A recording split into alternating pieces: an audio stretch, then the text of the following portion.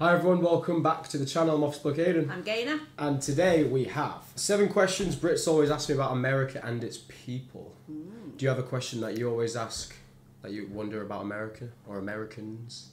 No, because I had a lot of preconceptions. What about before you went? That's what I'm saying, I had a lot before I went there. But now you found out? But now I know quite a lot of Americans, so Yeah. I don't have those preconceptions Well, anymore. let's see what Lawrence has to say in Lost in the Pond. Here we go. 7 questions Brits always ask me about America. And its Hello, people. I'm Lawrence and I'm on a quest to uncover all of the memos that Britain and America lost in the pond, and one of those memos pertains to questions. Specifically, questions that British people ask me about the United States and its people. I'm Lawrence Brown and this video is sponsored by Squarespace. If you've been paying attention, you may remember that last week I did the exact reverse of this video when I looked at 7 questions that Americans always ask me about Britain and its people. And as somebody who's lived in the United States now for ages, I do indeed get a lot of questions from people back home, such as, "Ooh, Lawrence, do you think you'll ever develop an American accent?" Or, "Why is Arkansas pronounced Arkansas, not Arkansas?" I did a YouTube short about it already. And so I'm drawing on all of my expertise of living in the United States to answer questions like these today, so that maybe all of the British friends and family members that are asking these questions finally shut the up. That said, I really like people, and since we're on our way to 1 million subscribers, if you're not yet one of them, do that now! In the meantime, here are 7 of the most common questions that I get asked by British people about America and Americans. Number 1, why do Americans call their sport football when they don't use their feet? Well, firstly, that's not entirely true. I mean, I think we've all seen it where a player takes the ball, puts it down, kicks it, in slow motion, that might just be in the movies, and everybody goes crazy, so it must be an important part of the sport. But secondly, I did some Googling, and I found out that it's called... When you think about it, in football, American football, Yeah. every single play ends in a kick. Kick, yeah. Dad was the Whether kicker on this. it's a field goal, punt, or what's the other one? I don't know. This field goal, punt It and or a drop kick. I don't know. I'm sure there was 3. They're the only 2 I can think of right now. Oh, okay. football because of the sports from which it's derived. See, back in the 19th century, Britain was developing a series of ball games. One of them, famously, was soccer, or to give it its full name, association football. And this was called association football because they had to differentiate it from something else called rugby football. Rugby football did indeed go by the name of rugby football, and in fact sometimes does to this day, That's true. despite the fact that they too don't use their feet unless they're kicking it over a giant H or down the field, or maybe some other ways. And American-style football basically took its cues from rugby football, and the name stuck. Alright, this question I get a lot. Why is American bread so sweet? And we have to make a bit of a distinction here, because the bread that we're talking about is the kind of store-bought bread that you get in supermarkets that are used for sandwiches. And it's true, one of my earliest experiences in this country was raiding my mother-in-law's bread bin when I was hungry late at night. And I was really excited because, as everybody knows, there's nothing better than bread and butter at midnight. That's just me, right. But it was really sweet. It was almost like I was having a late night dessert. And basically, this additional sweetness on American bread comes down to one word: added sugar. That's 2 words. And it's true. As somebody who gave up added sugar a couple of years ago, I was shocked to find just how much added sugar was found in American bread. Do you know what? I never realised. I never noticed that. No. When we went, I never thought the bread was sweet. No, and I used to buy bread and I never thought it was sweet. We wouldn't have sugars in our bread though. No, we don't have not that much sugar anyway. What, 2 grams?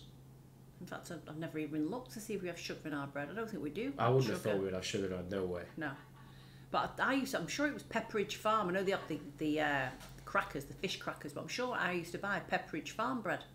2 grams of added sugar, which is 4%. 3 grams of added sugar, 6%. Now, there's a couple of things to add here beyond sugar. Number 1, the addition of added sugar is supposedly intentional in order to prolong the life of the bread. And, pound for pound, I have found that American bread takes a bit longer to turn green. I was a student in England, so I've got a lot of experience in this field. But the other thing to point out is, not all American bread is sweet. Since giving up added sugar, I've mostly turned to sourdough or rye, some of which have 0 added sugar, which tastes great with some strawberry jam, which I've just realised has added sugar. And sourdough is like such a bougie, but it's like such a fancy bread though, isn't it? I like sourdough, but the edge of it's really, really hard. So if I have like a poached egg on toast and on sourdough, I have to use a knife and fork to cut it because it's hard, like isn't really it? Yeah. like.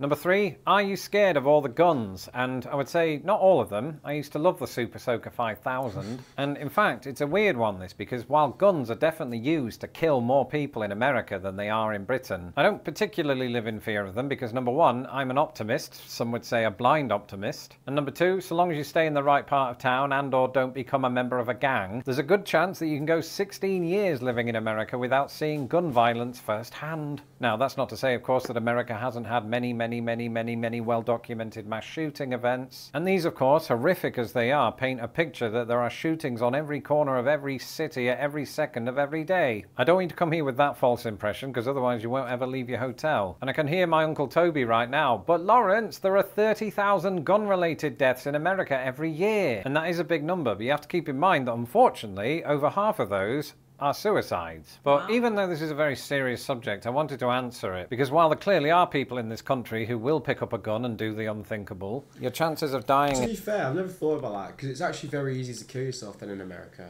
with a gun. It's just a straight death. Like in here, what would be your go-to way of killing yourself? I mean, hanging, I think. A lot of people go into like the woods and hang themselves. Yeah, I guess so. In this way during a given year, never mind a 2-week visit, are approximately 1 in 32,000. So don't worry too much and just be vigilant. Okay, can we get back to the comedy stuff now?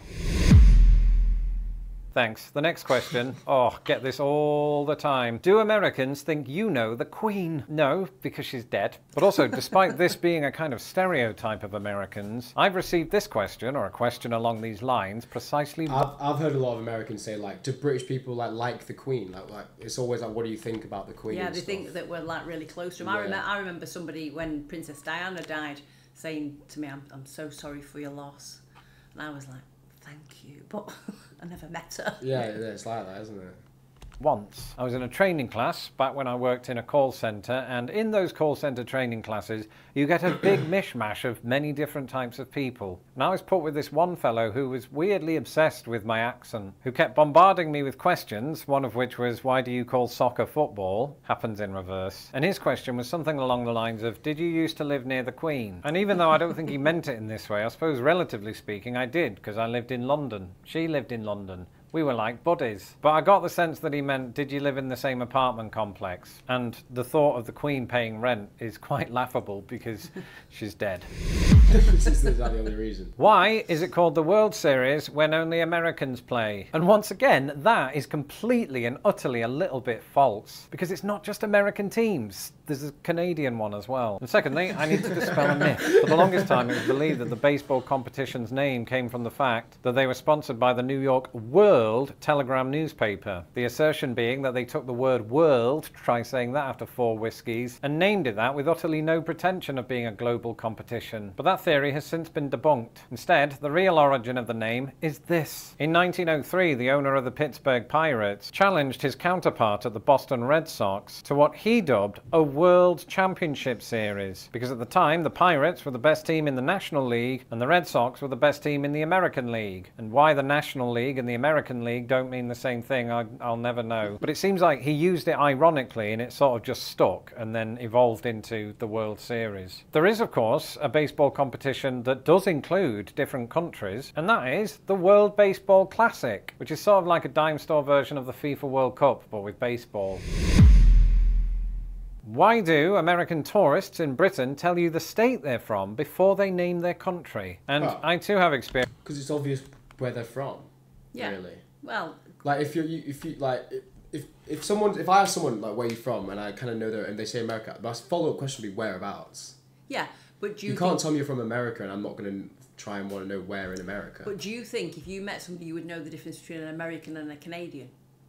I reckon not straight away, but I could probably tell a little bit. After talking to them for a while? Yeah. Yeah. I think so. And do you think you could tell whereabouts in the states they're from? Depends if they've got a strong accent. Yeah, you can obviously tell the difference if between they're like coming like Harvard Yard from Boston. You can tell the difference between California and New York. Yeah, you can tell the difference between Texas and Washington. Which do you think you could tell the difference between New York and Wisconsin? If they've got like a strong New York accent, yeah. But I couldn't tell the difference between like Wisconsin and Minnesota. Do you know what I mean? Could you tell the difference between North Carolina and South Carolina? Yeah, easy, yeah, 100%. Experience with this, because when I met my American wife over in England, my first words to her were, "Hi, I'm Lawrence. I was named after the actor Laurence Olivier. Isn't that impressive?" But my second words to her were, "Where are you from?" To which she answered, "Indiana." And I've never asked her about that. Maybe she said Indiana because I assumed from her accent that she was from the United States, but actually when I asked her it, I remember thinking, well, you could be Canadian. I could end up looking like a right numpty if I assume your Americanness. But equally, for those of us who have a bit of geographical nous, I know from the answer Indiana that she is from the United States. The problem is, not everybody in Britain knows all of the 50 states. Not everybody in America does, come to that. So I suppose in some ways it is kind of weird, but then on the other hand, I think Americans do carry a little bit of pride in their roots, as in where they came from, not their hair, although in my wife's case, both. And so maybe it's a manifestation of that. It's sort of like when Americans go around wearing their college jumpers / sweaters, because I think it might be to Americans a status symbol. I've no idea actually why they do that. Sorry, I've just made most of that up. Let me know in the comments why you do it, if you do. Actually, I would say because literally some of the states are the size of genuine countries. Yeah. But when someone asks, if I asked you where you're from, what would you say? And you don't know where I'm from. I'd say Manchester. You wouldn't say like the UK first or England, and then say where. Well, it depends where I was. If it was in the UK, yeah, then you wouldn't say I'm from the UK. Like, but say if if I was you're in in America Germany or America, right, and somebody says where are you from? If I was in the Germany, UK. I would say Manchester because they all like football. Yeah, I think if it was an American and somebody says where are you from, I would say the UK. Would you say the UK or would you say England? I would say the UK. I don't know. That just comes to me. I'll just say. I think I would say England. Yeah, I would say one of them, but then I would say Manchester after that. Yeah. Even if they didn't ask me. Yeah. actually, there's a decent chance that you don't, because of this. Why don't many Americans own passports? Well, as I said in a video that I did all about this a few years ago, the answer is multifaceted. Firstly, while only 42% of Americans own a passport compared to 86% of Brits, significantly more Americans these days do own a passport than they did 30 years ago, which was approximately when I first started hearing about this stereotype. And secondly, there's this perception that America is so huge and packed with variety that you could just do all of your travelling here. And while that isn't necessarily an idea that I subscribe to, it is one that many Americans do. And because arguably way more Americans than Brits have family members and friends that live 1,000 miles away in the same country, sometimes in order to see them that necessitates that they take a holiday within the country. But it's not cheap. You know, domestic flights can get up to $1,000. And so that would be one of the other reasons that a lot of Americans don't travel internationally, is they simply can't afford it. And see, I thought to travel within the US was really cheap, but then when we flew from Atlanta to Nashville, it was quite expensive. Yeah. It was like about $200. Another thing is that is, when you say they don't need to go to other countries, if you think about it, isn't Delta the largest airline in the world, and that's just domestic in America? Yeah. Doesn't that just kind of tell you it all? Yeah, exactly. I know what you're thinking. Yeah, Lawrence. But isn't it also down to a lack of curiosity on the part of Americans? And I think it would be hard to argue that there isn't an element of that. But that just comes down to what they're exposed to. If you compare the news cycles of both Britain and America, the BBC reports on countries from all over the world, even countries that don't have oil. How mad is that? Whereas when America provides international reports, it's usually on countries that they have a vested interest in due to their foreign policy. So I think America just isn't exposed to other countries as much. And this is heightened, of course, by the fact that they are bordered only by Mexico and Canada. If you go over to Britain, we're bordered by the sea, but then the rest of Europe with all the countries that come with that. Now, that's not to say that no Americans travel abroad, otherwise I wouldn't have met my wife and or moved to the United States and started this very channel. So I'm glad she did.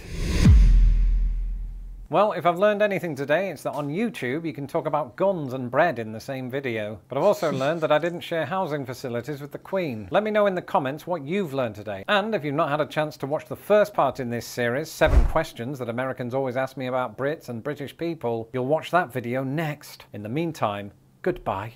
Do you know what I've learned? What have you learned today? That when Americans come to the UK, I'd say 99% of them are very confident. Yeah. I think we're a lot more laid back. Yeah, not laid back, but we're a lot more subdued than like if we went to America, and we went into a restaurant and we were waiting for, say, 15 minutes, we would probably be like, oh, it's taking a bit long. Where I think an American over here would be like, hey, you know. If I'm waiting 50 minutes, I don't say a word. No. Me, I don't even complain. I can't complain. Yeah, but Dad would be like, oh, let's go. Yeah. It'd be like storming off type thing. And I found that. I get impatient if I'm waiting at a bar and I don't get a beer. Yeah. Because that's sometimes, because when you don't have a beer, yeah, and you need another beer. Yeah. You need it You got quick. a problem. You just can't be waiting at the bar for longer than 10 minutes, otherwise I'm getting aggravated. Yeah. That's the only time I get impatient. Yeah. Yeah. Yeah. Hopefully you guys enjoyed the video. If Yes. you did, make sure you hit the like and subscribe button for us, please, and we'll catch you in the next one. Bye. Cheers.